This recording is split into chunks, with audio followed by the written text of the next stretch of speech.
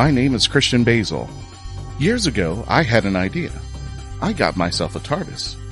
Took it to new places, met a lot of new people, took some great pictures, and talked Doctor Who. From Krypton Radio and the creators of the Hanging With web show, this is the legend of the Traveling TARDIS. Join me on my latest adventures and become part of the legend.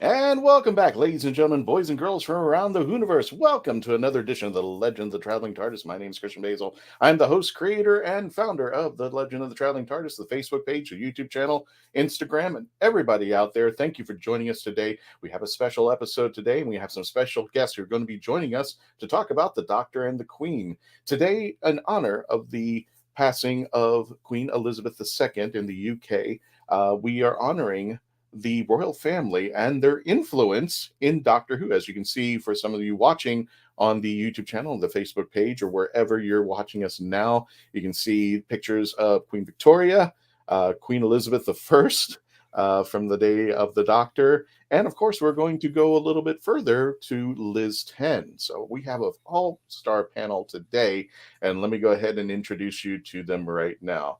Again, I want to welcome you all to the Legend of the Traveling TARDIS. Thank you for joining us. Let me go ahead and bring in the panelists because I know one of them has to get out early, but we're going to go ahead and take care of that. Let's bring in Lord Joseph.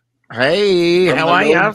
From the No Name Trivia game. How you doing there, Lord Joseph? I am absolutely fantastic. It's early in the morning. It's 8 o'clock in the morning here in Australia, and I'm raring to go. I've got to go in about 25 minutes to go to work. See, got my work outfit on as well. See, I changed my moniker a little bit there. There you go. There's the Lord part there. Excellent. And I believe Lord Joseph will be explaining later on in the show why we have changed our monikers to Lord. Speaking of another Lord, let's bring in the lovely Simon Fisher Becker, actor and stage performer. And you remember him as Dorian Moldavar from the 11th Doctor series. How you doing there, Lord Simon Fisher Becker? You too, huh? Yes. You've got your land. we're all smeared over the stratosphere. But hello, everybody. I'm very pleased to be on the show today. And thank you, Christian, for inviting me. No, thank you for coming out today. And I know that this is a special topic, especially to our friends who reside in the UK, because it's really hard for me to even, I wouldn't say it's hard to fathom, but growing up with a legend like Queen Elizabeth II, when she passed, it was, I wouldn't say it didn't affect me. It was just like I saw a lot of friends who were out in the UK, and I was just, they were in tears and just like, you don't understand, Christian. I said, you know what? You're right. I don't. I'm in Florida. I have no idea. But speaking of the UK, let's bring in our other special guest, the not so Lord Candyman himself, Mark Robinson. And yes, the Candyman does work. How you doing there? Now not too bad. Doctor Who's villain. Yeah, I'm getting the master goatee. Oh, damn there. Mark, yeah. Go ahead, Mark. I'm sorry. Go ahead. Mark. It's all been good. Like I said, we're trying to adjust to the Queen passing away. A lot of people getting confused of how to sing our national anthem, which is great joy or not joy, depending on who you talk to. That's okay. Some people confuse our national anthem sometimes. But yeah, most of it, like I said, we'll get back to we'll go and celebrate and see how wonderful Queen Elizabeth has affected Doctor Who. So it's going to be a great show. It's going to be an excellent show. Speaking, there's a reason why we call Mark the Candyman, and let me bring her on to speak because she got a lot of candy from this man. Oh, okay. If we're going to be tossing titles up there, I'll start throwing all the ones I have. We go. Do you have if your sell plot the of title? land? I will purchase it. Have you gotten your plot of land yet? I do. Yeah. Oh, you do. Okay, cool yeah. thing. So you are so it's Reverend Lady Melanie. Mm-hmm. Okay. So, ladies and gentlemen, the Reverend Lady Melanie. I'm also an ordained minister. So if you ever need a wedding, cool. Yeah. Gotcha. Contact. And she can make the cake for that wedding as well, depending on where you I live can there. indeed. You can check her out on at Pieces of Melee on the Instagram. How you doing there, my lady? I'm doing quite well. Unfortunately for Mark, it is pumpkin spice season in the US. So there is Oh, yeah. pumpkin spice everything. Oh my god. I have, well, that was caramel apple, but still, I've got pumpkin spice everything. So, ta-da. Yeah. It's the only way in never Florida even that heard we of know it. it's fall. I've never even heard of pumpkin spice. It's Oh like no, you're gonna. pumpkin spice. This is going to be a whole new religious experience for you, sir. I'm just letting you know out there. And not last, and definitely not least, just Dave. Dave Chapman. I don't have a plot of land. I have no piece of paper. I'm sorry, Dave. Well, it's coming. It's coming soon. It's coming soon. You're in Maybe- Canada. Maybe by the time I get back, from my next trip, it'll be here. But it is not right now, so I don't get to be a lord. You're in the Lord. You're a time lord in our eyes. There you go. There we go. Give me a nice little title there. Don't forget to check out the rathole.ca for all your board gaming experience. Dave's got you covered out there, including Doctor Who and especially some good sci-fi stuff out there. And Dave will actually have a special episode as we go into the holidays. Yes. Speaking of which, there. So We've got our traditional game on episode. I'll look at a couple of different Doctor Who board games, and we're gonna have some fun. There you go. Speaking of having some fun, let's go ahead and get it started. So the whole episode that we're bringing to one of us wrote a letter to Queen Elizabeth II and got a response back. And I want to start off with this gentleman here because he's going to be leaving very soon. But believe it or not, it's not somebody from the UK. It's this guy right here, Lord Joseph. Oh, it's me. Yes. So, I did write a letter, and but before I do that, I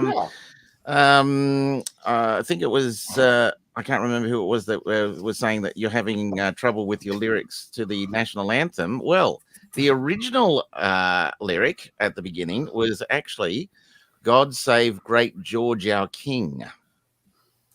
That was the original lyric when it was done back in 1745. God save great George our King. So that would have been a big change back then. But I did write to the Queen to congratulate her for having 65 years on the throne. And now, if you actually write to any of the royal family, you will get a reply. Oh, okay. So you will get a reply, even all the way out in Australia. Even all the way out in Australia. I've framed mine. I mean, obviously, there's God. a couple of... but you can actually see there's the Buckingham seal, Buckingham Palace seal. It is signed by a lady in waiting, but I would like to think that the Queen actually did hear it, because there are mentions that the Queen did hear of this, and it says, "Dear Mr. McGrail Bait-Up," didn't do the Lord bit at that time, but anyway. Okay. You don't have your land yet. No, the Queen wishes me to thank you for your letter and her message you have sent on the occasion of the 65th anniversary of Her Majesty's ascension to the throne. The Queen was interested to learn you have been appointed as town crier for Canberra, and Her Majesty was pleased to hear of your pride in achieving this position and hopes you enjoy your new role. The Queen greatly appreciated your good wishes, and I am to thank you again for writing as you did. Yours sincerely, Philippa de Pass, Lady in Waiting. Oh my God. That's really cool. That is cool. Yeah. That is gorgeous there. What was your response when did you even think you were going to get a letter back, or did you think, oh, I'll just give it a shot and see what happens? I thought I'll give it a shot, but I had read that you will get an answer if you write to any of the royals. You will get an answer, but you do have to go through the correct protocol. I had to say "ma'am," all of that kind of stuff in the letter. So yeah, if you actually go online, you can actually see an idea of how you actually address the letter and all of that kind of stuff. So it's really good. Oh, so And I there was you go. I was really proud to get that letter too. Open the mailbox, nice letter, Buckingham Palace. Oh my God! This is the Queen. She says, "Leave her alone." We appreciate if you don't write back anyway. But also over here in Australia, I'm not sure of those in those of you as in Chris and Melanie. I'm not sure if you knew, but Australia is part of the Commonwealth. The Queen, now the King, King Charles, is the head of our state. So I think he just ascended to that title at 74. 73. 73. Oh my goodness. Yeah. Joseph, did you Yes. did in Australia, if I remember correctly, you guys had a vote to whether or not you wanted the Queen to be head of state? Yep, that was back in 1999. At that point, we said we would continue as a monarchy, having a monarch as the head of state. It's now come back to that point where they're thinking about it again. But our Prime Minister, although he is a Republican, he wants a republic. He has said it's not even in his thoughts in the first term of his prime ministership. So we're not even going to get that vote for at least the next 4 years or something. So, which is great. So yeah, there we go. That's that. I'm just curious, what inspired you to write that letter in the first place? Because I'm a royalist, and because she is the head of the state, I wanted to let her know that I'd been appointed town crier, and also I wanted to congratulate her for 65 years on the throne. I got you there.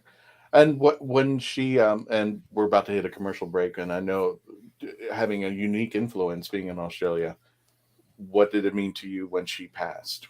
That moment that you heard that she was gone? I woke up in the morning and actually asked Siri to tell me the latest news, and that's how I found out. And I literally burst out crying. It was a shock. Even it's funny. Although you are expecting something like this to happen because of age, it's still a shock.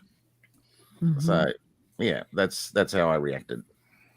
Well, it's kind of like in our own right, it was royalty, but it was like when Betty White passed away, and right just shy of her 100th birthday. That's what killed us all. It's just like she's gonna make it through. She's gonna be, and we even saw the literature, the magazines, everybody's coming out, everybody's celebrating her 100th birthday, and she didn't even make it across the finish line. I felt so bad about that, but that was, we expected her to be around forever, and she was kind of our royalty because she was always, she had a big trove of TV movies and everything, and she still kept going until the last day. I mean, she was still doing series, she was still doing comedies up until her passing. Oh my lady, there you go, Jamie Engel. Yes, don't forget, and you're going to see one of her commercials running in just a moment. Love you guys. Thank you for all you do. Well, thank you, Jamie. I appreciate that.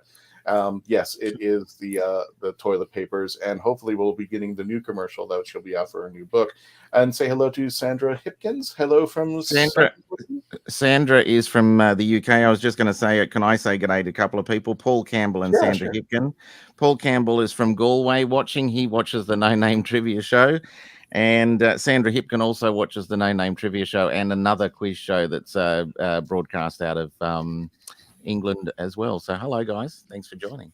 And then there's Graham Krause. Hello, long time no see. I know. Thank you for welcoming me back. Don't forget to subscribe. As you can see, scrolling down at the bottom, subscribe, youtube.com, The Legend of the Traveling TARDIS. Thank you for getting us over 2,300 subscribers, and we are moving ever so closely to 24. I would love to hit that. I would love to hit 5,000 by the end of this year. That's how selfish I am, but that's another story. When we return, we're going to continue our discussion for the Queen, and recently just passed, and the royal influence on Doctor Who. When we return, please continue to stay logged on, tune in, and become part of the legend. We'll be right back.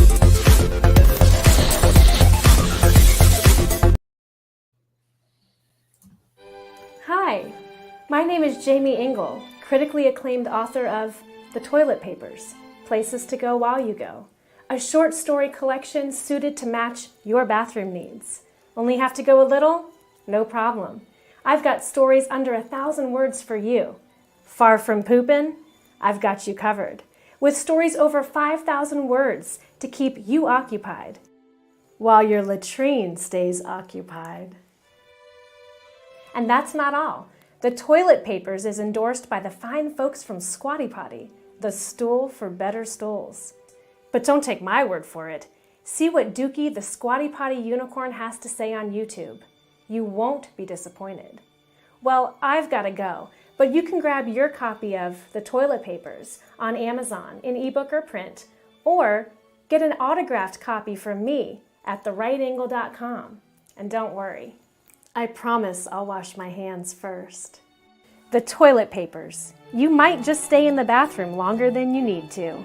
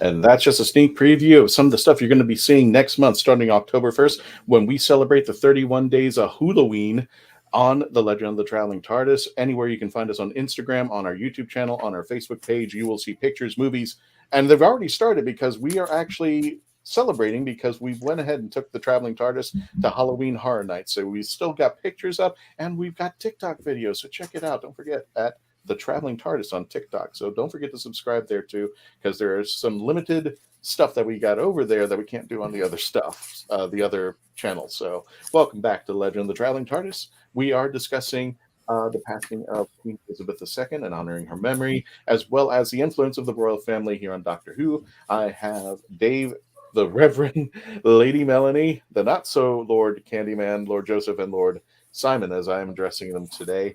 I just have a question for our friends in the UK, which include Simon and Lord Candyman himself. I'll start with you, Simon. When you heard the passing of Queen Elizabeth II, how did it take?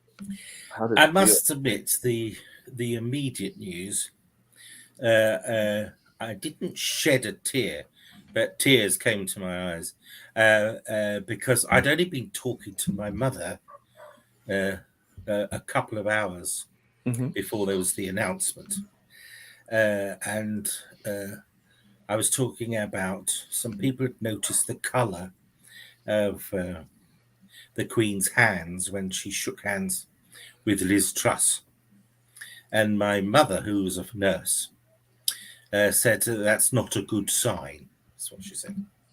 And then, of course, there was the announcement that she'd fallen ill and she was under her doctor's supervision.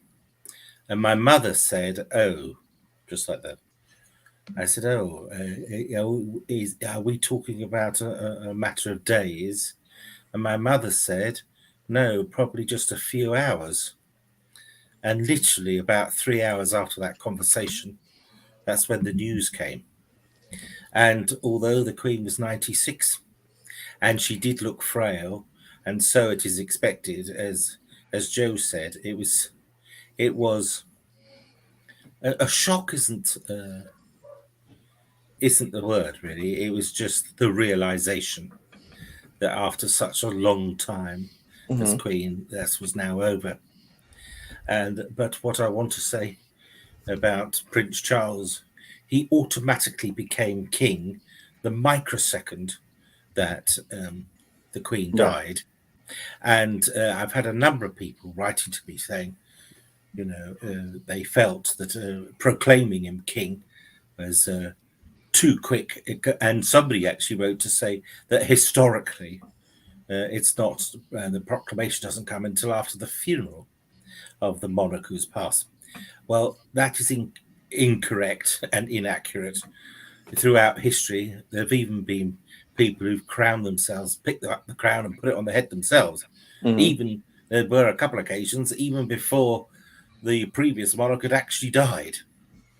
But no, it's automatic. What I will say with a bit of pride, and I hope this doesn't come over as a bit too pompous, but I personally absolutely respect the system that was guided by Queen Elizabeth of transition has run seamlessly, absolutely seamlessly. And so what of course, those who were a bit anti-Charles as well as anti-Camilla, the Queen put in place that it was her wish that Camilla would become Queen Consort. She announced that in February. So that squashed any potential arguments. And to those who've been writing to me saying, quote, it's not fair, Diana should be Queen, all I have to say is, Diana's dead. Move on, you know. And if that comes as a bit of a harsh statement, you know, that's it. But I don't think it's a harsh statement. It's just a reality check. I'm just like, yes. And I have what are you going to do? And I also have to say that Charles's first address to the nation as king, I saw that, was exemplary, considering, you know, the Queen had only died 24 hours before, and she was his mother. And I was brought up by my grandparents, both of whom died within 2 years of each other. So on a personal level, I know exactly how he must be feeling. And he's, you know, he hasn't had time to digest it all, really. But I thought he did an exemplary job and proved that he's the right person to be our head of state at this time. There you go. That's my lecture over. Well, to me, I would think is if people were saying, you know, I did see those criticisms that the transition was a little quick. I'm just like, I would think it would be in the same transition if something, God forbid, happened to our president. It's you like could just easily point to JFK. Right. It's like we need, you know, we need a president. So like Lyndon B. Johnson, you know, had to take over. We'll worry about and grieve about this later. We'll figure it out. But we still need a leader at this time. This millisecond, we need somebody to be in charge. So I assumed that was the case. It was like we had this prepared. We already know. So, you know, we need a leader, and then we'll worry about the rest later. And also, what we must remember is Queen Elizabeth was quite a reforming monarch. She sensed the mood of the people, and so she quickly changed procedures or protocols to fit. So, for example, the royals not being allowed to marry Catholics. Well, that's now changed, right? And so she knew that, and she sensed that. And although there are still those stick in the muds who don't approve, you have to move with the times sometimes. Otherwise, you're going to get civil unrest. And I think that's how. And she was very forward thinking. And then my most favorite thing about her was her sense of fun. And that is a thing that I mourn as well. We've got a head of state that was quite happy to do a skit with James Bond and Paddington Bear. And I said to Tony, I wonder how many other head of states in the world would do that. But they probably will now, because the Queen has set the precedent. Right. But that's it. I won't take up your time too much now. But that's what I think. And I think, and I wish Charles all the best. Hello, Barbara. But I acknowledge that there are those who are anti-monarchy. I will stretch the point and say I understand their argument, but they haven't persuaded me yet that it's the right argument. Simon, I was just going to say the James Bond skit. I learnt something about the James Bond skit just the other day, and and that was that the Queen, or the director of that actually pitched the idea to Buckingham Palace, though, that they wouldn't get in trouble for it. Mhm. And they were actually thinking, oh, we could get Miriam to play the Queen and all of that kind of stuff. Anyway, Buckingham Palace came back and said, we love the idea, and the Queen has made a request that she would like to play herself in the actual thing. And so it was her decision to play it, and she didn't have any lines, and she said, do you think I should say something? And the director's going, yes. And she said, well, what would you like me to say? And he said, whatever you'd like to. And she said, I'll just leave it with me, I'll just do it. Yeah, and of course she had this twinkle in her eye when she said, Mhm. good evening, Mr. Bond. Mhm. Yeah, I it was know Daniel Craig actually received a medal from a Queen, which is like you only get that medal if you're a spy. Yeah, no, That's yeah. right, yes. Spies and diplomats get it, and of Yep. course, it was the same medal that James Bond in Ian Fleming's novels got as well. So that's a little nod as well. So yes, but I think the most of the royal family are very amusing and very witty, which is what we need. Did she have a change of heart? Because from what I understand, I've never asked her personally, but people told me she is a fan of Doctor Who. In fact, her likeness did end up in Doctor Who for a very minute time in Silver Nemesis, where she's walking with her corgis. Yeah. And of course, this is a different actress who's impersonating, and she's just in one scene. She doesn't even get to talk or anything. It was the Doctor spots the Queen and said, no, we need to get her with Ace. We need to get her and help us out. And of course, the Doctor is stopped before she meets the Queen. And for a brief moment, she appears in Voyage of the Damned, thanking the Doctor for saving the planet. I don't know how she figured it out, but okay. But yeah, before the Titanic hits the Buckingham Palace, she gives a modest little wave and says, "Thank you, Doctor." I'm just curious as to why she never really ended up in the show Prime. Well, in the Silver Nemesis, so I was recently reading about that. I think it was John Nathan Turner had requested Prince Edward to be in it, and that the royal family had declined and said no, he really shouldn't be doing it. And then they had also requested they could film at Windsor, and they had been told by the palace that no, the only camera you can't at that time you could not put any type of work of fiction. They did not want any filming of any type of work of fiction. If it was cameras for a documentary, that would be completely different. And then that's when they decided to go ahead and I believe it was Mary Reynolds who played the stand-in for. I think you're right. For the Queen. Gotcha. Lord Joseph, I know you got to go. We're going to bring in Lord Joey Reynolds, who's going to be replacing you in just a moment, and he's got to take on the Queen. But before you go, could you please let everybody know where they can find you? The No Name Trivia Game. The No Name Trivia Show on Facebook. Just type in the No-Name Trivia Show, and that's on in Australian time, 8 p.m. In England time at the moment, it is 11 a.m. on the Monday. But it will be going when the clocks change. It will be going right back to 9 a.m. in the morning. So there we go. And you also just very quickly wanted to know how you got the Lord titles. Well, our friends at highlandtitles.com. There's been over 300,000 people become lords and ladies of Glencoe. So you can actually get a plot for as little as Australian dollars, $100. That's about $60 UK, which is great. And I was just going to say, just in closing, I love how Doctor Who brought in all of the queens over the periods, and I hope that there'll be more. I hope he comes across King Charles at some point as well.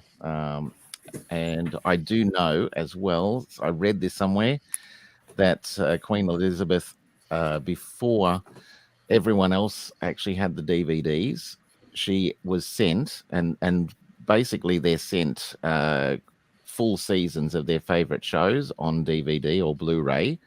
I know she was sent a full season of the last lot of Doctor Who as well. So yes, she does like Doctor Who very much. Hopefully she got to see them. So, without further ado, Lord Joseph, thank you for being on. Lord Joey will be replacing him in just a few moments when we return. Please continue to stay logged on, tuned in, and become part of the legend. We got a commercial break. Here we go.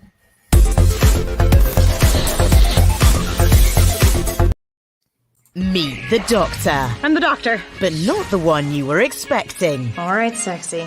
It's time to go home. Doctor Who Velocity. Streaming now. We are a touring acoustic duo crashing kitchens around the country. We go from house to house every Friday night and we create music, we create food, a good time, we stream it live and we do it for free. So now we're just really kind of like trying to develop it and build a community group that people believe in, then they'll help us. So we played from our rehearsal room, we played from the bathroom, thankfully that didn't catch on. I probably played guitar in my room, not for anyone, in front of anyone, nobody heard, for probably about 10 years. And then one Friday night we played from the kitchen. It's the main place people want to be. It's where the food is, it's where the drink is, it's where the best lighting is. You can go to any party and I guarantee you, the kitchen is going to be popping. Our ultimate goal, I think, would be to crash kitchens every Friday all around the world.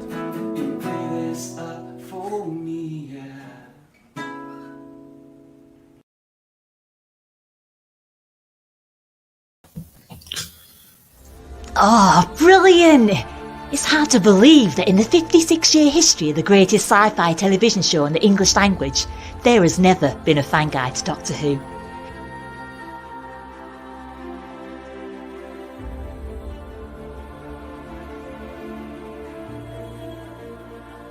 The official books might give you what they think you need to know, but only a guide written by a true fan will give you what you really want to know. Join Whovian, the brilliant Mackenzie Flaw, as she takes you on an intensive journey inside the world of the first female Doctor. In the Binge Watcher's Guide to Doctor Who, Season 11. Right, let's get a shift on. Oh, let's certainly give this shift on. Welcome back to the Legend of the Traveling TARDIS. My name is Christian Basil. I am here with Lord Simon Fisher-Becker, the Candyman himself, Mark Robinson, the Reverend Lady Melanie Dean, Dave, the Rattle. Dave. And speaking of which, let's go ahead and bring him on in. Let's go ahead and take this down. Let's bring him into the center field. Joey Reynolds, how you doing, Mr. Reynolds, from Geek Radio America Live 365? Well, thank you. How about you guys over there? It's here in the States, and obviously there's a few other folks here in the States.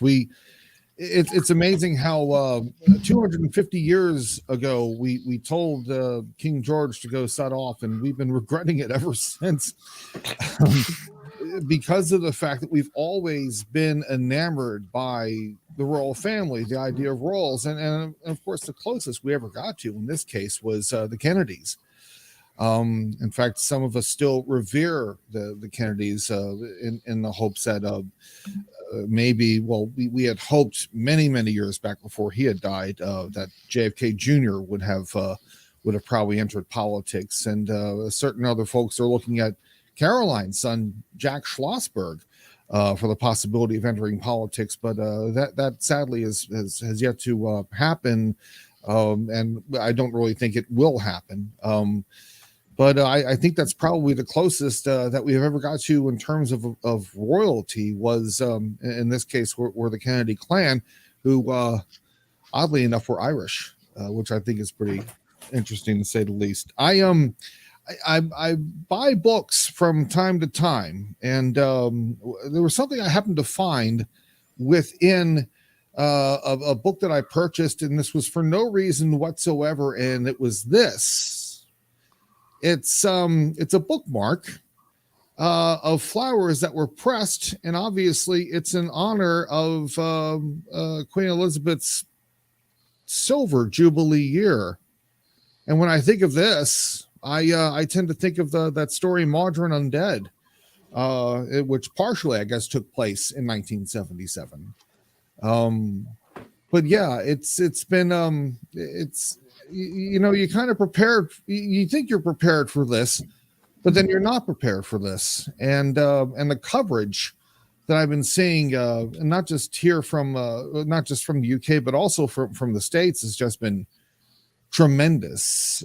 It's like it's just like letting the folks in the UK know that their American cousins are here as well, and we're standing with you in this time of mourning. I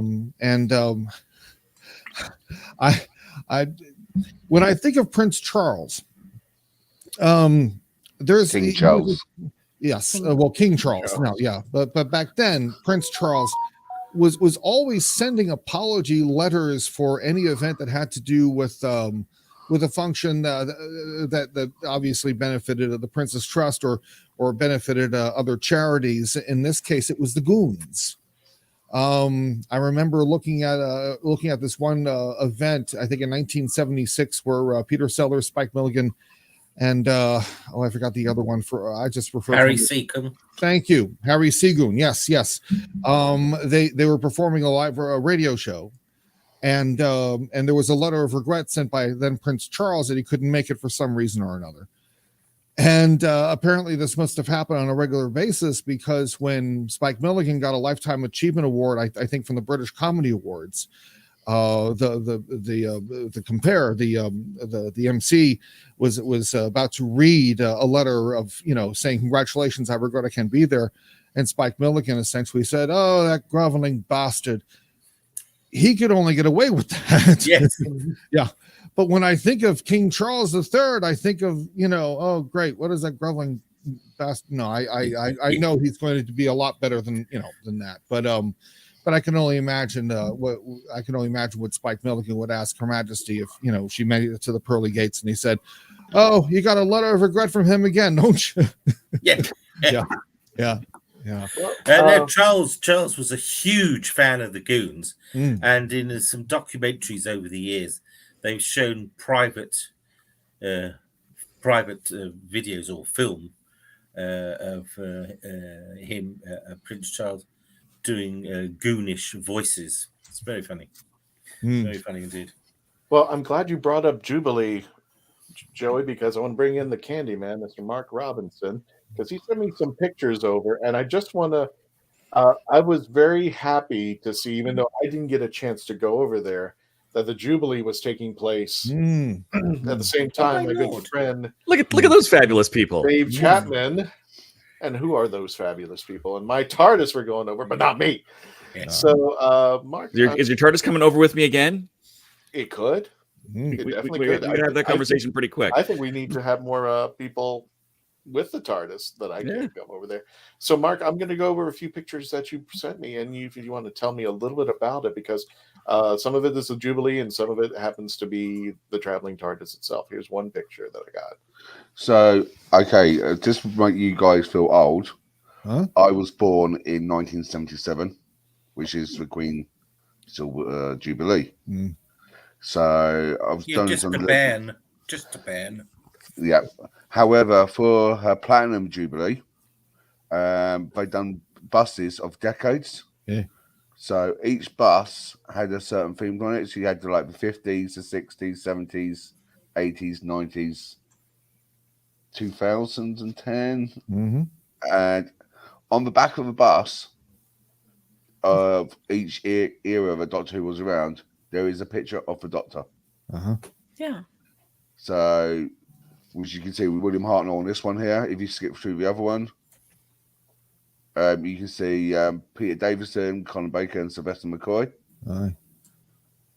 Again, that's Tom Baker. There's should be another one. That's Eric and Ernie. I like it.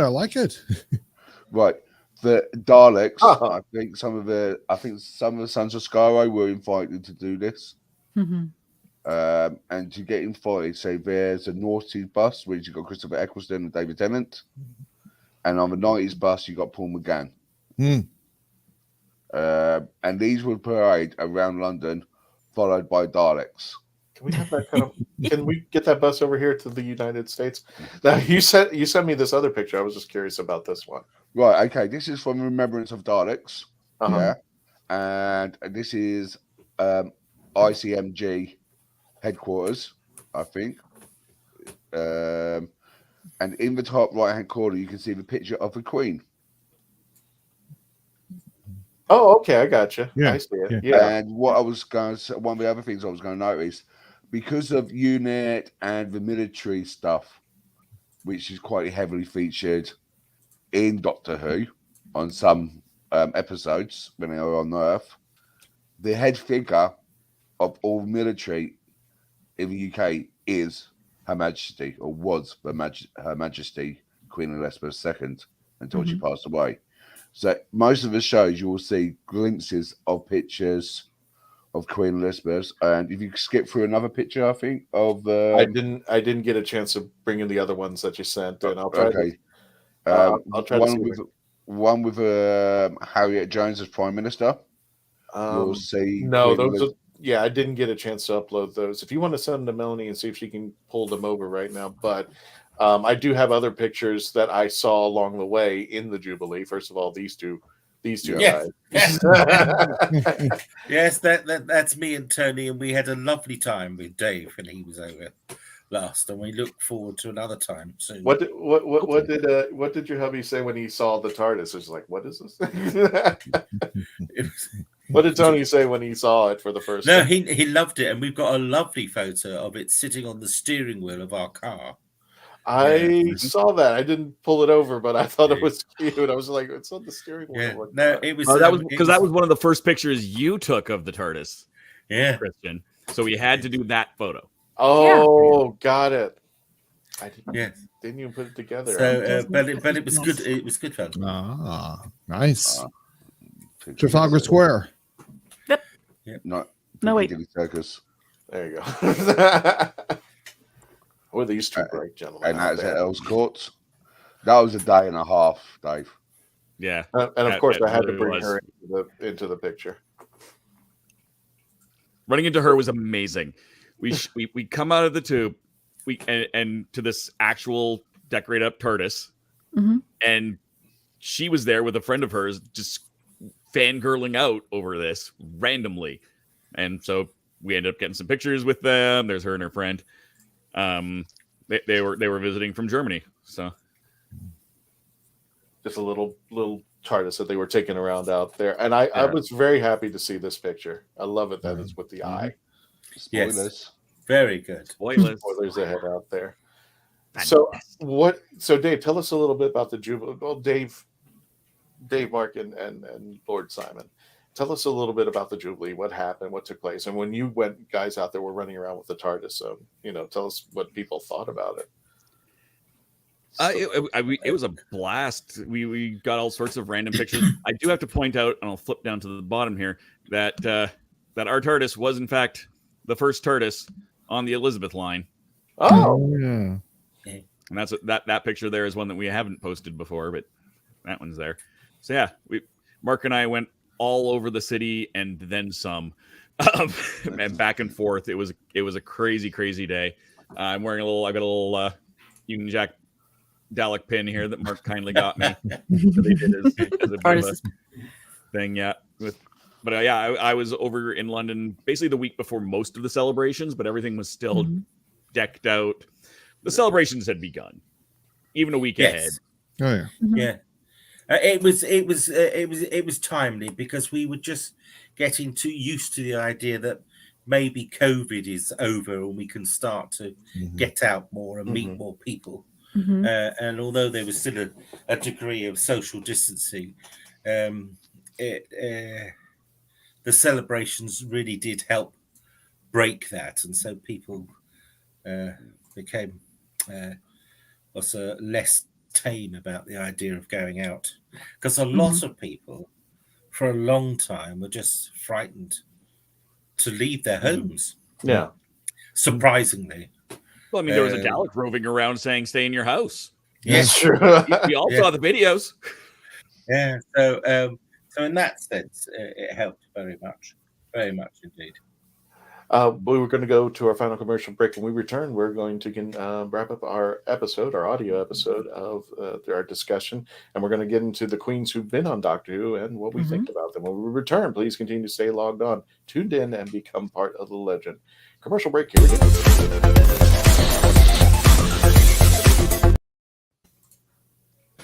The massive audio Doctor Who Bad Wolf Bluetooth TARDIS speaker. That's all I got to say. One word. Wow. It looks like it just jumped right off the screen.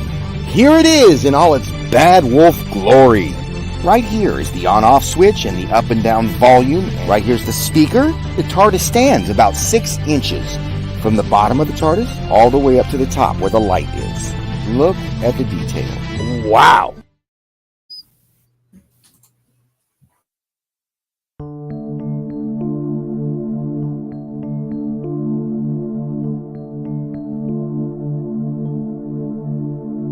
Sweet dreams they placed on me inside my mind. Chance my truth, twist the past, my memories are fading fast. Am I still missed?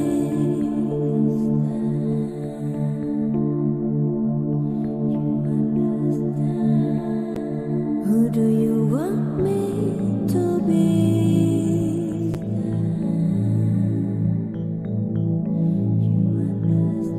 Am I still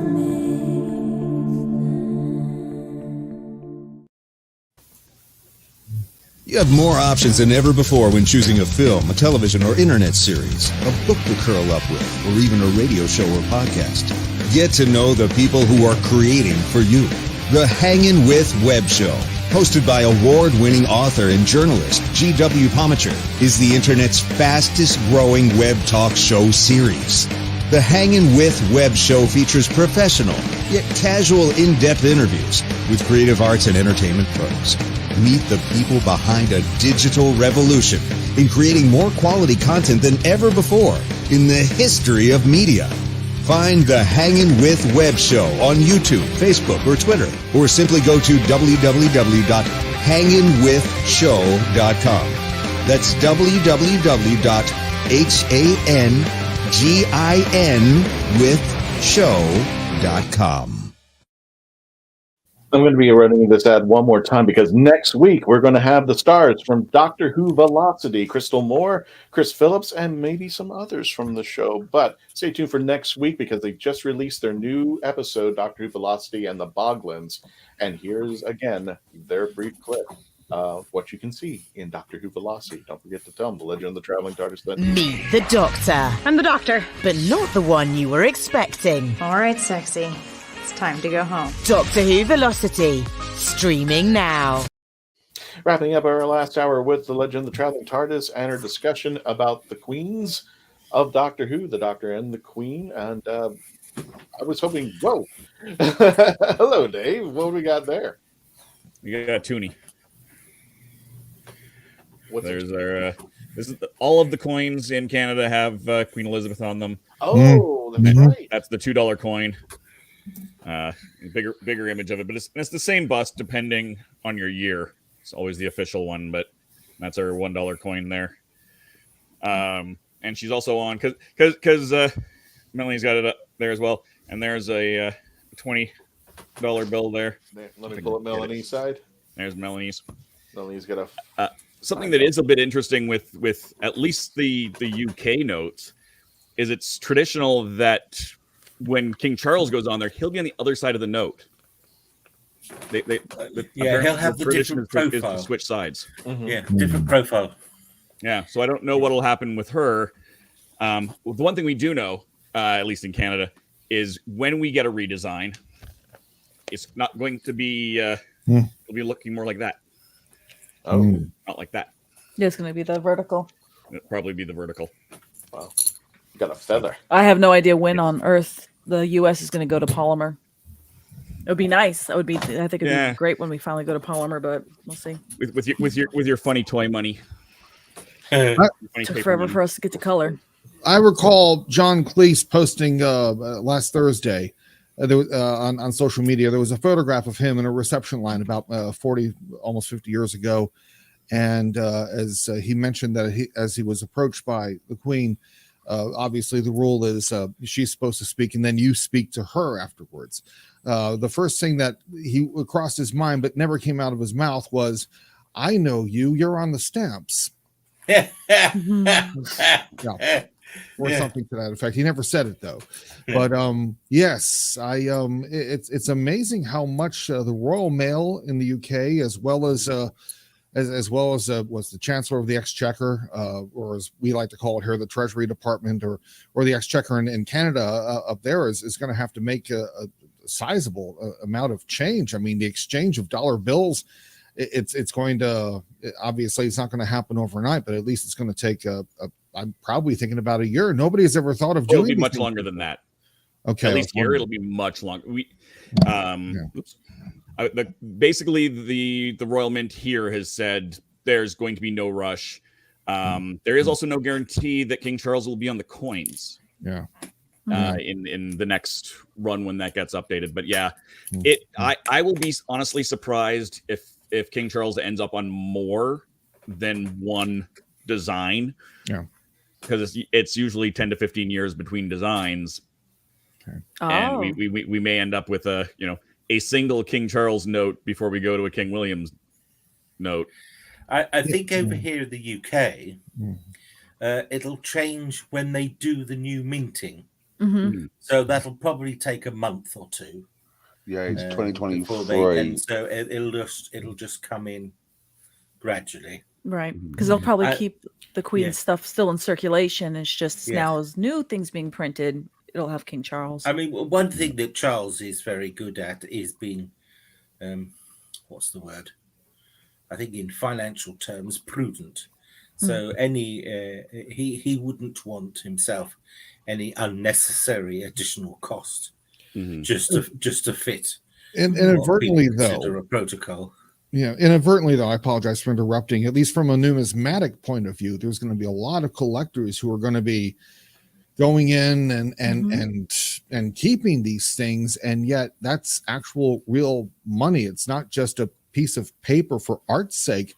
So therefore, I would say the exchange rate is going to be interesting, to say the least, in terms of the fact that if you happen to have all this money saved, as it were, and then trying to sell, for lack of a better, I guess, lack of a better term to say it, sell active money, which is going to be interesting in terms of how coin collectors and paper bill collectors, numismatists are going to be. That's going to be interesting, considering when those bills are going to be phased out, but still it's active money. I think the Exchequer would want to have all those bills back, and then not here. Definitely, at least eventually, maybe, but yeah, they'll basically, when they are worn out, is when there'll be they will not be pulled from circulation. You can still technically, you can still pull out a King George $5 bill and spend it for $5. That would be stupid because it is worth well above that. But I can see to Joey's it's still legal point. tender. I can see to Joey's point that there's going to be people, even just Americans, like my little fiver right now. I'm probably not going to get rid of that. So the next time I go in London for celebration, I'm probably going to keep this here. So that's a bill that's no longer going to be in circulation. So I think that because I want to kind of keep the picture of the Queen, it's kind of kind of nice. But I could see where people are probably might be doing that same thing with any food product that they particularly like a jam jar that has the royal, appointed by Her Majesty. Yeah, those are when products get printed for the new jams and all that. There'll be by appointment for His Majesty, but some people might start collecting things and coveting. I'm not sure. Stamp wise, I can almost guarantee that there will be at least there will be a memorial stamp that gets put out for Queen Elizabeth. Yes. She's not on all of our stamps. We have Superman has been on our stamps. It's a much more open process than some countries as far as that goes. But I think the big money wise, the collector is going to be that first run of whatever King Charles is on more than anything, just because she's been on all of our money for so long. For 70 years is extraordinary. Yeah. You can get a $2 bill from the early 90s is might be worth something, but I mean there's a new coin design all the time. Notes get put out quite frequently. It's also my mother was born in 1940, and on her birth certificate, it's got a stamp with George VI. Oh, You know, the Queen's father. And so my mother's very proud of that. And he's always saying, can you show me my birth certificate again? Because she's frightened it's going to get lost. Because modern birth certificates don't have the stamp anymore. No. So it's a shame. I'm the only one that's going to have a hard time saying King Charles. King Charles is just not, it was a bit of a shock to the system. But it's absolutely right. And a little factette, because if people can watch my vlogs that I do on YouTube. This week I did a vlog, and one of the questions that was asked is, what era do we call this now with Charles III? And it was very interesting because I had no idea. So I actually had to look it up. And Charles I was known as the Caroline era, apparently. And until I looked it up, I never knew that. And Charles II was known as the Carolean era. And apparently Liz Truss referred to the new Carolean era. And it comes from the Latin Carolus, which means Charles. That makes sense.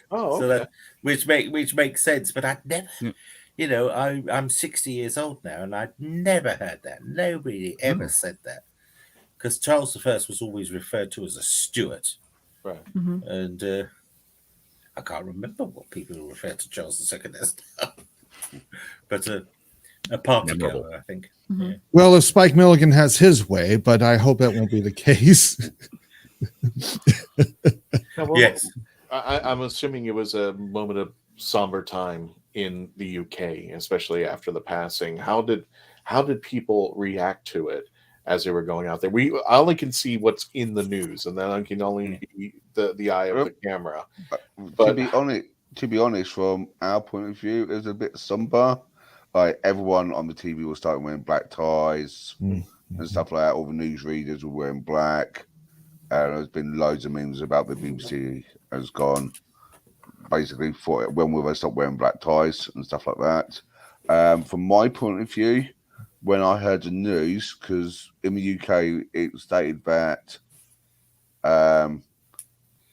Queen Elizabeth, her doctors are basically by her bedside and keeping watching it. As soon as that came on, we knew something was up. And that was 3 hours before the actual notice of her passing. Yes. And then Operation London Bridge has fallen, or London Bridge is down, got put into gear.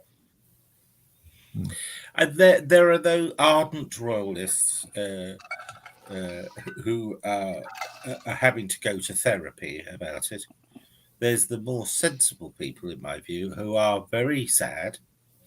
I'm definitely going to sit and watch the funeral, because I won't be able to get to London. But I was more reflective, and I think most people are reflective. And what is very interesting, even the ardent Republicans always say they liked the Queen. But there is a strong anti-Charles thing, which for various reasons. But all I can say about Charles is he's been a forward thinker. He started talking about organic farming and conservation of the planet in 1970. See, so, and he people made jokes of him. He was known as Hippie Chuck. Yeah, but and the program Spitting Image always had him dressed up as a hippie and things, which is very funny. But he was mocked. Yeah. But I never got to meet the Queen. I was in her airspace one time, so I could say I was near her. But I did get to meet Prince Charles, as he was then, 2 or 3 times on various charities. People have been commenting that his hands are very puffy, so people are now questioning his health. But all his I heart can say health. is, I mean, it is a sign of something, I suppose, but it doesn't necessarily mean too serious. Because when I met him, he had those puffy hands, and that was 30 or 40 years ago. Oh. Yeah. So, and Okay. apparently there's notes been going out that the Queen has always commented on Charles's large hands, even as a kid. So I don't know is the answer to that one. But we're not medical doctors, so we don't know. No, but we do know it is. You know, he's not going to make 70 years. No. So we know that. I'd like to think we got a good 20. Mm-hmm. He's off to a rough start for where he's at. Right? I just, the poor sod. I think. Oh, sorry, that's bad language there. But he just, and the poor soul, I should say. The poor soul, he needs to grieve properly. Mm-hmm. And I saw some images of Princess Anne, who, over all the years when I've seen Princess Anne, she's never given away how she's feeling. Mm-hmm. Her face just was very regal, I suppose. But she's clearly very, very upset for obvious reasons. Right. She's lost both of her parents, both of whom were very strong personalities. So they should be allowed to grieve. Ladies and gentlemen, we are going to end the audio portion of this show. We are going to continue just a little bit on and keep talking about as we honor the Queen Elizabeth II, and we will be discussing the queens who have been on Doctor Who. We'll talk about them as well. Dan Hollyfield will just wrap it up with this, and then we'll go continue with our video. My wife is having trouble with the changing of the anthem. All of her life, it's been God Save the Queen. So saying King gives her pause every time. Yeah, I can't say King Charles. Yeah. It just says I've been growing up all my life, or the past 30 some odd years that I've understood somewhat of the Prince Charles. Now to say King all of a sudden in one moment, it's not registering. I'm sure it is. Or there's many people who weren't alive for an ascension. Exactly. They're like, wait, what? Well, the Queen, I was watching some YouTube channel. The Queen was born at the same time when America had its prohibition on alcohol. Okay, so a little fact, Ed. The Queen was born 2 years before sliced bread was on our shelves. In supermarkets. I don't know whether it's the same in America, but in the UK, sliced bread didn't come along until July 1928. So Simon, I guess the Queen was the best thing before sliced bread. Yes. You've got the joke before I did. I didn't want to interrupt him. And on that note, we're just going to end the audio. I just needed to put in the glitch so that we can get off the audio. For those of you who are listening to us, thank you so much. If you want to continue watching, go to youtube.com/The Legend of the Traveling TARDIS. And for those of you listening to audio, you can listen to us anywhere. iHeartRadio, sci-fi.radio, download the app for free. Spotify, Spreaker, Podbean, Player FM, wherever you listen to your favorite podcast. Thank you for listening. And again, if you want to continue concerning this episode, you can go to our YouTube channel or Facebook page or our Twitch and Twitter. So we're going to go ahead and end the audio version. Everybody else, stick around. We're going to continue our discussion in remembrance of Queen Elizabeth II.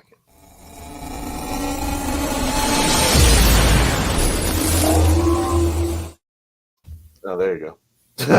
There you go, Simon. Oh, my Lord.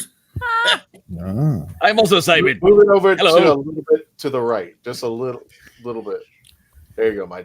One of my favorite things coming back.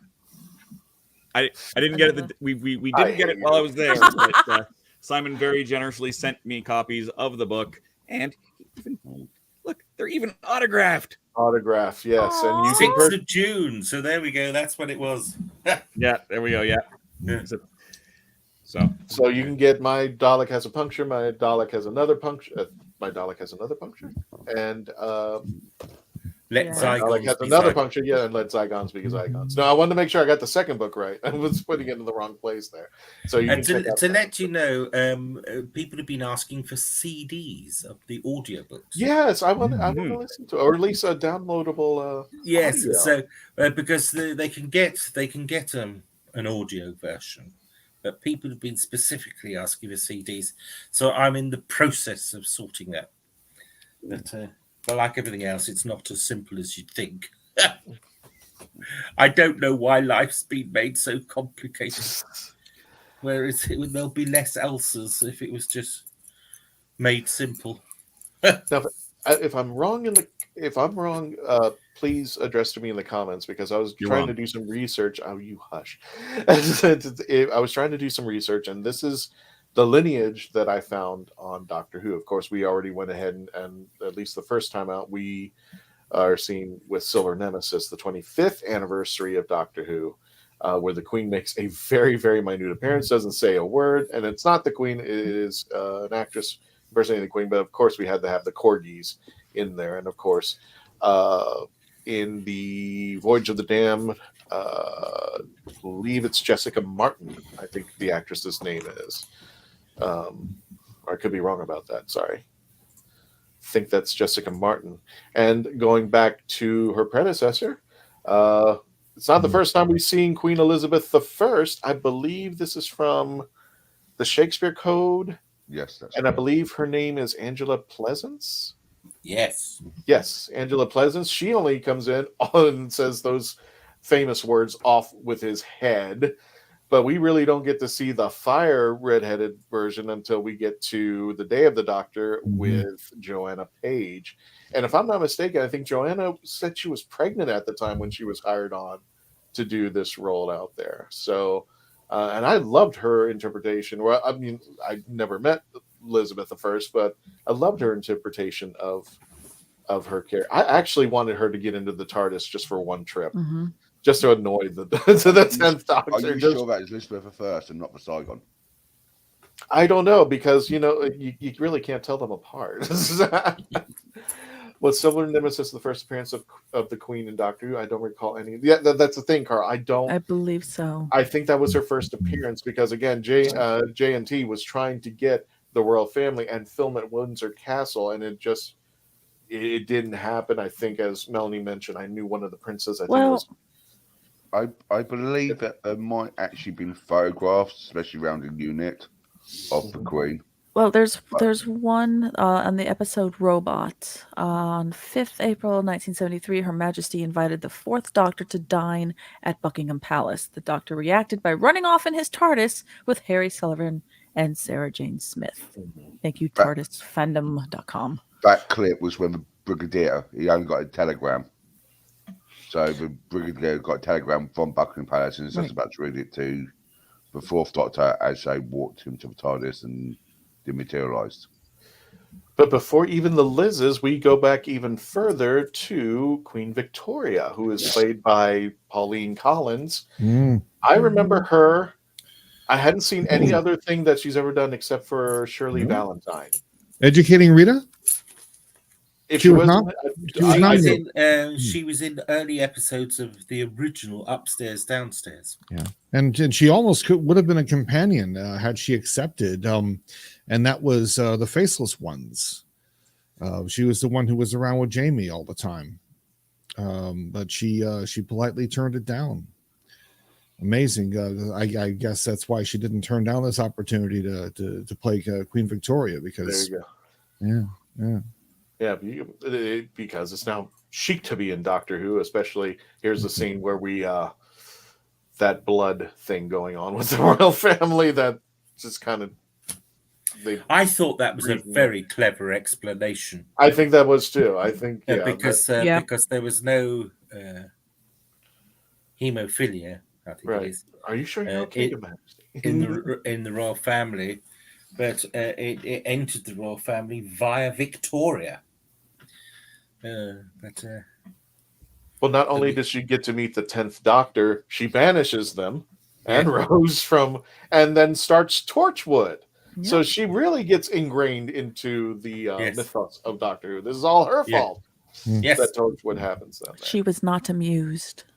She was absolutely not amused, but she banishes them. But I like to think the fact that later on in the 11th Doctor's time that the lineage does not end, and it continues with Sophie. And I hope I don't mispronounce this. Sophie Okonedo. Close. Okonedo, yeah. Okonedo, because unfortunately I just remember her from Ace Ventura: When Nature Calls as being the princess, but she also, here's a bit of trivia. Mhm. She also is companion to the Ninth Doctor, but not the one that you're thinking, not the Christopher Eccleston, the Richard E. Grant, which was the Screams of Shalka. Oh. And she, for a very, very brief time, became the companion to the Ninth Doctor, which was to be the Ninth Doctor until RTD rebooted the series. But I loved her interpretation of Liz 10. Not only does the lineage continue, but she's just as fiery as the other girls before her. And she also makes a comeback in here to see River Song. She's holding a gun at River Song going, and I love her line. It's just, I'm the queen. Basically, I rule. So that's got to be on a shirt and a hashtag. But I just love her interpretation. She was fun. She had a great time with the 11th Doctor. It was just, but to see this influence run throughout Doctor Who, as far back as the 25th anniversary up until now, and hopefully we'll get to see more interpretations. But I think Sophie was just brilliant as Liz 10, and I like the fact that they kind of just minimized it to Liz 10. She's just like, we don't have that big, huge Queen Elizabeth II. She was, I'm Liz 10. That was it. So that was actually quite cute. And we got a picture here. This is in Time Fracture. Oh, the Queen was in Time for the Doctor Who Time Fracture when they had that still running. Uh-huh. So honestly, did you give me all the pictures yet, or am I just losing my mind? Oh, there it is. There we go. Yeah. Oh, yeah. I mean, these are posted, so I mean, okay. I'm on your page here, and then just because it's in this album, and there's the TARDIS with some of the Jubilee decorations. Yeah. So that should be going. Wait, there we go. Poof. So yeah, she's all over the place, even not on the TV. Yeah. I just I don't know. Every time that I've seen the Queen in movies and being projected over here, it's always in a comedic sense. I think it was what was it, the Naked Gun, the second movie where the Queen appears. It was more of a comedic sense, but I also noticed that a lot of my friends in the UK had made their social media profiles turn black. I kind of got it, but I didn't understand it at first. I was like, why is everybody going, oh, I got it. I don't know. I guess my question is, guys, who would you want to see from the royal family make their way into Doctor Who at this point? Who would be a best person for that? You think King Charles? Is there somebody in the royal family you think this should make an appearance? And not only just it, would it be somebody portraying the royal, or do you think the actual royal should make it, like a Joanna Page or Jessica Martin? I think the most ironic would have to be if Meghan Markle came on as herself, being an actress herself. But I think that would just be the ironic one. Yeah. Who else though? I think I've stumped the panel. Well, it's Doctor Who. It can go any direction, right? So I mean, maybe it's Princess Charlotte. Yeah, as a teenager. Yeah, if I may, I have a feeling that, and this is probably a huge stretch, but considering as Simon had mentioned about the fact that now King Charles has always been pro-environment and environmental causes and such as far back as the first Earth Day in 1970. I think that he's going to be that bridge between the official formalities, if you will, in terms of all the, I wouldn't say the jumping through hoops, but for the first time, I mean, he was investitured for the first time. It was on video because we didn't have those capabilities back then in 1952. And I think the tradition was for the past 600 or 700 years for the new monarch to go from city to city and to have and just basically say, hello, me the new boss, same as the old boss. Of course, we don't need to have the Shire Reeves make the announcement anymore because we now have television. We now have cellular phone communications. And I think what Charles is going to do, because he doesn't have that responsibility to his predecessors as much as his mother did. What I think Charles is going to do is kind of loosen the idea of what the monarchy is all about. And I think you saw the first seeds of that. I don't know where it was. It was I think it was yesterday or 2 days ago. He's signing things. And God bless him. You happen to hear the natural sound of him saying, "Oh, what's today? It's today the 12th, 13th. So yes, the 13th. I've written the 12th on all these things." And then, and then I think there was a matter with the pen and the ink, and then the ink. And the day before with the investiture, it's like, he's like dealing with all these pens, and it's like he's motioning to get this certain thing out of the way. So now he's not acting regal. Stiff upper lip, pip pip, whatever. It's more or less going to be more of a humane king. But when it gets down to William, then it's going to be, I guess you could say, a commoner king, considering that his mother was, if I'm right in saying, at least everybody perceived Diana as being a commoner in comparison to. I may be wrong, but I have a feeling that the king is going to be. I mean, it used to be a time when it was the king was thought that not the king of England, not the monarch of England, but there were certain kings that thought that their rules came from God, the divine right of kings, and some thought that they were from God, if you will. But now it's getting to a point where it's slowly but surely it's going to come down to where I wouldn't say it's going to be to a point of republicanism, small r republicanism. But I think the monarchy is now going to be more accessible, as you have seen before. Meghan getting a hug from a 14-year-old girl. I think a woman kissing the hand of King Charles, or was it the ring, which kind of reminds me of The Godfather. But I don't think we're going to have that sort of thing anytime soon. But the fact now that I think ever since Elizabeth's passing, the monarchy is now, there's now the immediate turn. Certain things are now underway in making the monarchy accessible to the people. And perhaps rightfully so, because it's the people, the taxpayers, that have supported the monarchy after all this time. And so maybe there will be great changes to come during the time of Charles.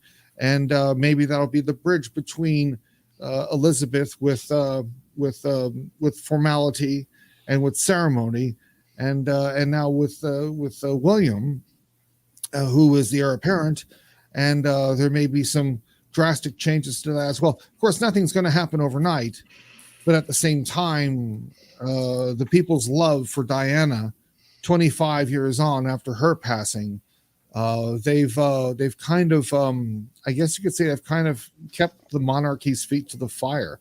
I may be frightfully wrong. But that's just my Joey. Simon. Okay, I was going to say there's just one minor correction with what you said.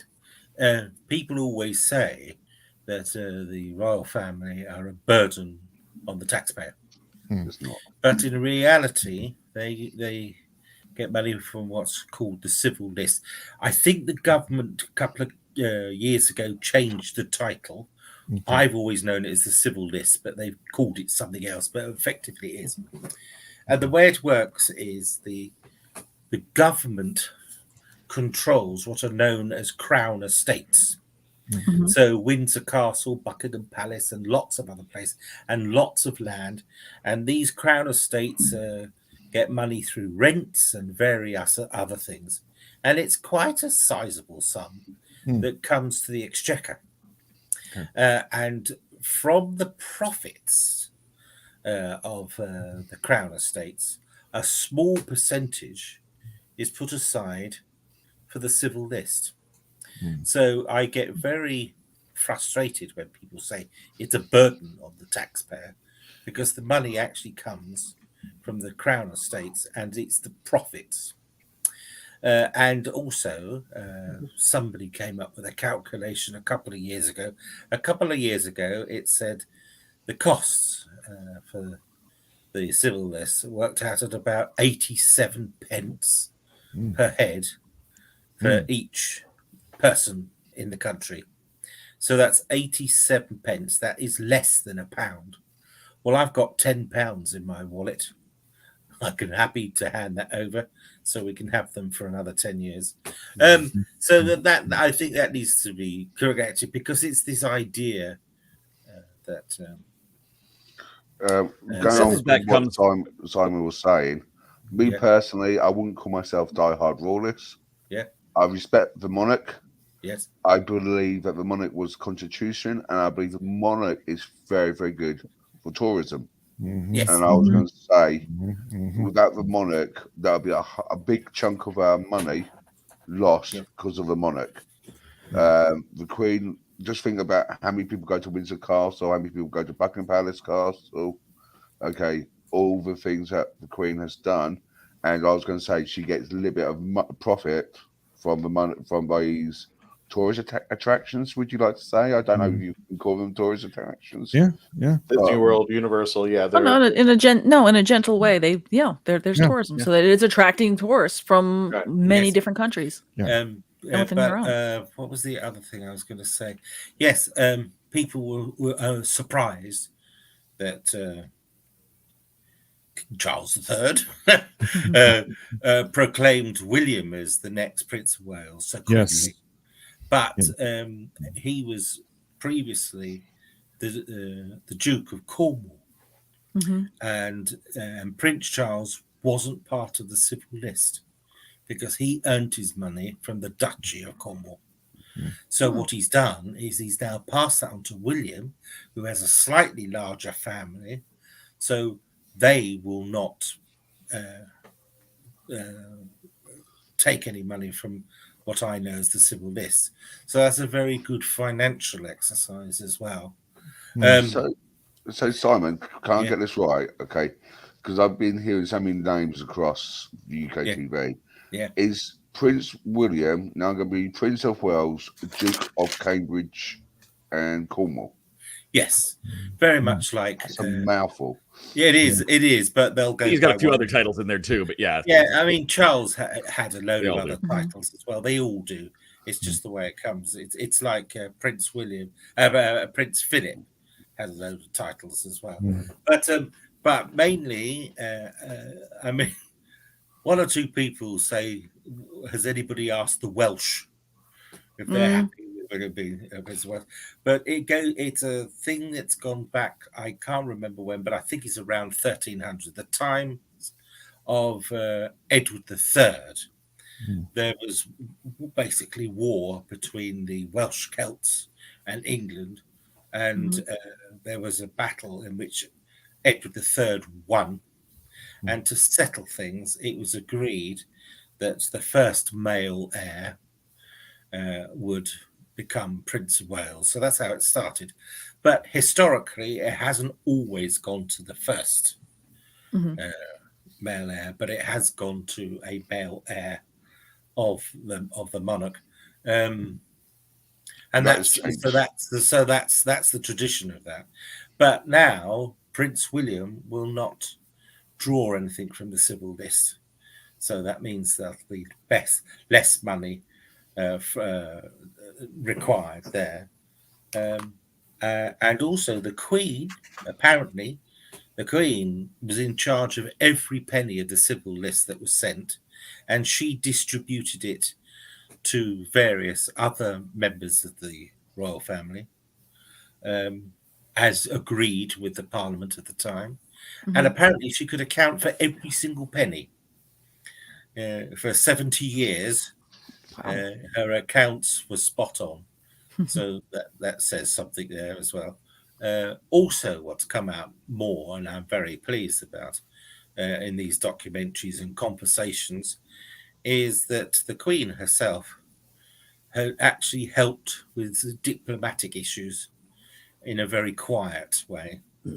And that I don't know, Mr. Candyman, whether you saw the interviews with David Cameron, Gordon Brown, and Theresa May, but they emphasised that although the monarch mustn't get involved with politics, what they did in hosting dinners and attending certain functions, they were able to have quiet words with people which helped sort things out. And apparently the Queen wasn't short of getting two warring factions together and locking them in the room and not letting them out until they come to a conclusion. But of course, we only find that out now. He's a bit like Prince Philip. I mean, he got such a lot of stick in the press, but it's only when he died that so many people came forward. Yeah, so many people came forward to say, actually, his reputation was far from it. Oh, Melanie, I noticed that Polly Poo wanted to say something, so she said something. So one thing as far as costs and how things run is once you step outside of the United Kingdom proper and into the Commonwealth, where things don't run quite the same. We have a governor general at a federal level and lieutenant governors at a provincial level who are the representative of the monarchy and have to sign off on all legislation. Yeah, it is entirely symbolic. Technically, they can veto these bills, but that has a cost to Commonwealth countries in a way that the monarchy directly does not have. And that's one of the controversies, at least in Canada, that Joseph has left, so I can't confirm Australia, but we have a similar constitutional monarchy that they do. So that when some people say, well, why do we have this? There's a giant cost. It's not the direct salary / what do they make. We don't see a dime of that tourism money, and nor should we. Because who wants to go to Canada? Yeah, well, I mean, in context of the royal. Thank you very much. You're welcome. You're welcome, Dave. Reverend Lady Melanie. I felt I'm in the Queen out. Yeah, exactly. There's, we're still doing many things here. You know, we've already had some speeches and formal thing to instill King Charles as King of Canada, because he is the King of Canada in his very large list of titles. He would also be the King of Australia. 15 realms, and there's, I think. Sorry, 15 other realms? countries. 15 other countries. That's correct. And it is worth noting that the Commonwealth is much smaller now than it was at the beginning of Elizabeth's reign. A big conversation here is colonization and that history, and she 100% has had her hand in that, but she was a very progressive monarch, but maybe not as a leader of social movement, but certainly in accepting it and moving forward with it. So it's a very different atmosphere in other areas of the Commonwealth as well. And I'm I wouldn't, again, like Mark, not a diehard royalist or anything, but I mean, my family has all of its roots almost exclusively in the United Kingdom. So I grew up with, I remember my family had a nice little china cabinet full of, various Jubilee plates and flags and little things over the years from, my parents, my grandparents. She visited my hometown when I would have been about 7. I don't know if I actually saw her or didn't. I don't remember. I don't think I did. But certainly I had memorabilia from, that visit to Alberta. So it's a very different feeling. And plus we have Quebec, which is entirely French and is entirely, this is not a thing. Yeah. But so it is a very big conversation here. We have not had the vote that Australia had as far as whether we should keep or not. And again, I can't speak to Australian laws, but there's also a thing of all of our First Nations treaties are signed with the Crown, not the Government of Canada. Some of the newer ones are Government of Canada, but they are with the Crown. If we lose the monarchy, the Government of Canada is under no obligation to renegotiate a lot of things. Dun, dun, dun. Exactly. So there's a lot of differences once you leave, Isn't Scotland going back up for a referendum whether they want? Yeah, well, independence? there's talk of it, and I think There's always talk about it. Yeah, I know there's always talk. I always see it on Twitter. No, I Like, think here we go again. Like, a date has come up. I think it's October 23 is when the vote will be. On a personal basis, I hope they don't. I rather like the idea of Great Britain being a small island of several nations. I like that. But it's totally up to them. And what's interesting is Charles last year was going around particularly to the Commonwealth countries who were making lots of noise about dropping the Queen, as it was then, saying that as much as he would like and Her Majesty would like to remain head of state, it's totally up to them. Oh, so, and he said that in several speeches, and I think William said it as well. Politically, They great sort of move. they see the royal family are a very smooth running machine, and I would argue a lot of governments across the world should actually look to the royal family to see how they do things very slickly. But again, that's an example of them seeing the mood of the people. So, King Charles is less likely to send a fully armed battalion to remind us of his love. No. Stop quoting Hamilton. Because every nation has a head of state of some sort. And that head of state does the final signing off. We call it, what do we go? What's it when it goes to the monarch? Royal assent. So every act, royal assent. Same. Is the final movement to a new act of Parliament coming into force, and it is very symbolic.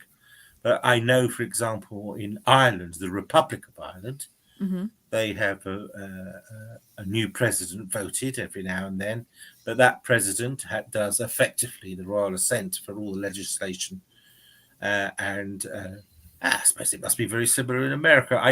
I'm not too sure of the constitutional thing, and if I'm wrong and I'm going to say something offensive now, I apologize. But from my perspective over here, the American system seems to be designed to fail, because you get the president, say, become a Republican, and then is it the upper, whatever is it Congress or one of your houses, invariably is a majority for Republican. It's on paper, it's designed to keep things from having ultimate power. Right. It's It's the idea of checks and balances. Yeah. So but if in practice, basically, But if the right. Republican majority, they make it very, very difficult for a Democrat president. Well, right, no, because it's for good and for bad. Yeah. That's It's supposed depending to on be- where you lean. Mhm. You know, it's like, oh, we can't get anything ever to get through. But if you're on the opposite side, you're kind of happy that you don't want anything to get through. But then it's, There But was then a- it's right. Because we have the same argument over here. People say the House of Lords, but the House of Lords over here is a very different. It's a scrutinizing chamber, and when they send it back to the House of Commons, it's not that it's been defeated by the Lords. It's just the Lords saying it's badly written. Have a look at it again, because a lot of legislation. And in recent years, our governments of all colours have had knee-jerk reactions, so they rush through legislation, and it's either badly written, or they don't realise that the new legislation clashes with other legislation. Whereas the House of Lords, they spend a bit more time over it. And I have to say, they sit longer than the House of Commons does as well.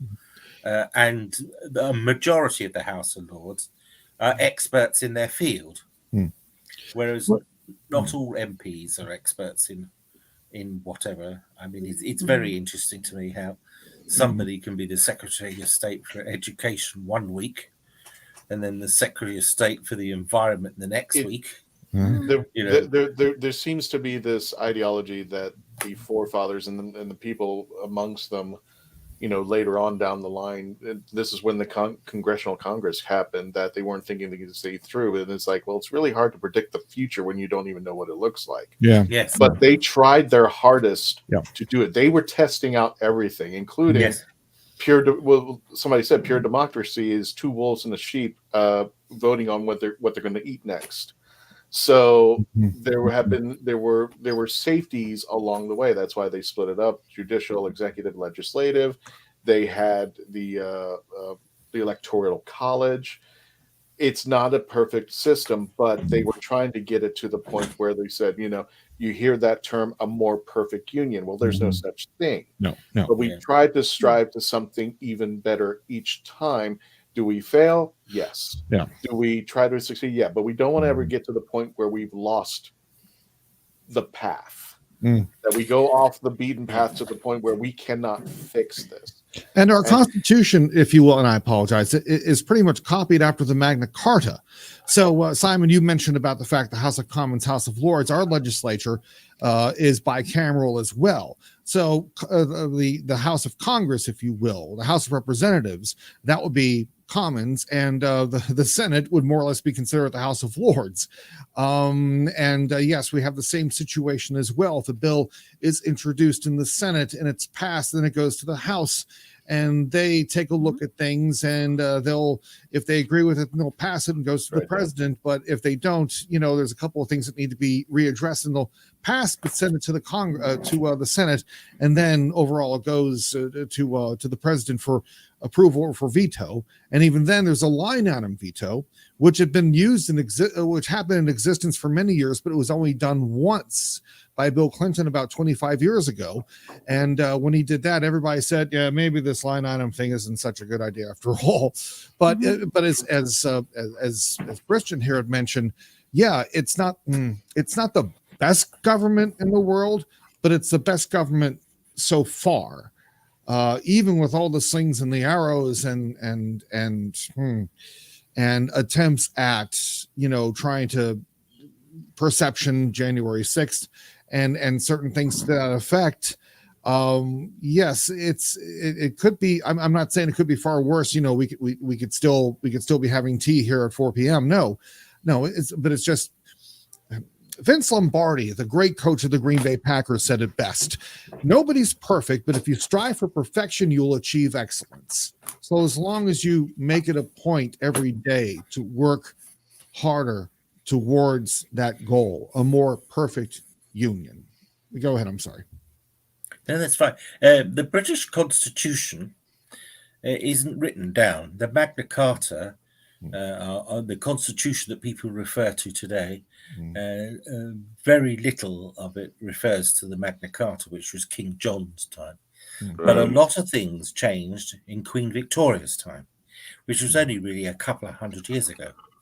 And it changed because at that time, the monarchy had to sort of redesign itself because of the appalling reputation that William IV, who was before that Prince Regent, he was, and it was because of the Prince Regent and his appalling way of looking after the purse that it became that the politicians, the governments of the day, would be responsible at first, and that's how the civil list came about. So it's all very interesting. Interesting. I think it was you, Christian. You used the term ideology. Well, I've been sort of arguing since 1980 when I was doing my A levels. I don't know what the equivalent would be in America, but I was doing economics, and there was a discussion that economics is a flawed science. Because it doesn't work. Any economic program only lasts for about 3 to 5 years, and then it needs to be adjusted. And so that's why we have the constant change of thought. But there come times, like we've gone through a global pandemic, and certain actions in the UK had to be taking place. So, for example, they put into place economic packages to help people. And unfortunately for our Chancellor of Exchequer at the time, he's a Tory. And the idea of actually helping people the way he did is seen as a socialist viewpoint. So he got it in the neck. And I think that's partly the reason he didn't win the leadership. I guess Rishi Sunak and Liz Truss. And I've argued at those times, ideology has to go out the window. You have to sit around a table and discuss and say what actually needs to be done. Yeah. And you do it. And I'm in favour of a national government. We had a national government appointed by George V. George V in the 1930s asked Ramsay MacDonald, who was a Labour Prime Minister, to head a national government that was made up of politicians from all parties to help them get through the Depression. And I think that's what we need now. It need only be a couple of years, maybe a few more, depending on what actually needs to be done. So, and actually sort it out and do what needs to be done, because ideology gets in the way, and that's why rivers aren't dammed. And why sewage systems aren't repaired, because it'll be too expensive. And whenever I hear the phrase too expensive, I hear my grandmother, who always shouted at the radio whenever she heard that, saying, well, how much will it cost if you don't do it? Right. We have the same problems here in the States. Yeah, I mean, there are so many, because so many public programs need to be put together. Most of our sewage system is Victorian, and it's crumbling. Yeah. And the population has exploded. Just doing this. Go on. Yeah. Probably still have Victorian waste. Yes, and they laugh. We got fatbergs. They're called. Yeah. And we have those too. Yeah. And so that needs to be done. There's a huge housing problem. There's a huge environmental problem, which will be expensive to put right. But, hey ho. Okay, can I ask one question to the Americans in this chat? If America decided that you want a constitutional monarch, who would you choose and why? No way. There's no way. They can't. Because too many Americans scream freedoms. Ain't gonna happen. Yeah, as I mentioned before, when I came out at the bottom, when I came out on the bottom of the last hour, I think the only one who would ever be close would be the Kennedys, because of the fact that they were born retired, but they had in their DNA a modicum of service, so they knew where they were coming from, where they had come from, if you will. And obviously I've never seen any rich men come from Ireland to settle here in the States. They made something for themselves here in the States, and therefore they decided to give back. If there was anything along those lines, but the idea of a constitutional monarchy, as much as we have the romance here in the States of the royals, that's all there is just a romance. We just love to love them from afar, but no, if we happen there. If we happen to have a constitutional monarchy, someone would try to find a way to make it an absolute monarchy. And you got to remember, when this country was starting to get on its feet, we were not just building a country up, we were rebelling against one. Yeah. So we were looking at you guys as a template and saying, okay, we're going to start. We got to figure out everything. They even thought about, democracy to a certain point is, that's why when people look at us in the United States, they don't understand. In some cases, they say we're a republic. We choose people to represent our system, and then they go somewhere and hopefully they do their job. Hopefully. Yeah. Is it a perfect system? No, but I agree with like the Bill of Rights, the 10 rights that no government can overturn or change. Yeah. The first one is like we're doing right now, freedom of speech. Yes. I can say anything I want. Does it offend you? Sorry. live with it. That's the way I think speech is supposed to be said, and it's supposed to be free and open dialogue. Yes. Once you limit it, that's when the problem starts. And also the right to assemble without retribution, the right to practice your faith how you see it. In comparison to when Henry VIII wanted to sire a son, and the Catholic Church, and he wanted to divorce his wife because she couldn't provide him one, and the Catholic Church says no, you can't divorce. And he said, well, guess what? I'm now starting a church. It's going to be Catholicism, but you can divorce CV. And of course, the reason why all these good folks came here to colonize were Baptists, were Puritans, were Catholics, were Quakers, because of the persecution they had at that time in the early late 1600s, early 1700s. So yes, the ability to practice faith, and that's why there will never be a repealing of any of those any one of the Bill of Rights, no matter how many lobbyists say that the government is going to take away their ... I know the UK did have a period of time, I can't remember how many years, when we didn't have a monarch. Yeah, that was Cromwell, and that's where you got the Puritans, who are a right pain in the ass. Basically, anything they perceived as enjoyment was criticised. Yes. And we're beginning to get that here. Hence, comedy shows were stopped during this 10-day period. Any form of leisure activity has stopped during this 10-day period. Just to remind people, we weren't talking about the Queen. We've really gone off the rails.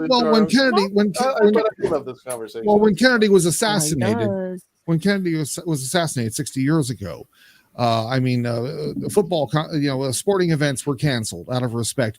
Broadway had canceled their shows until afterwards out of respect.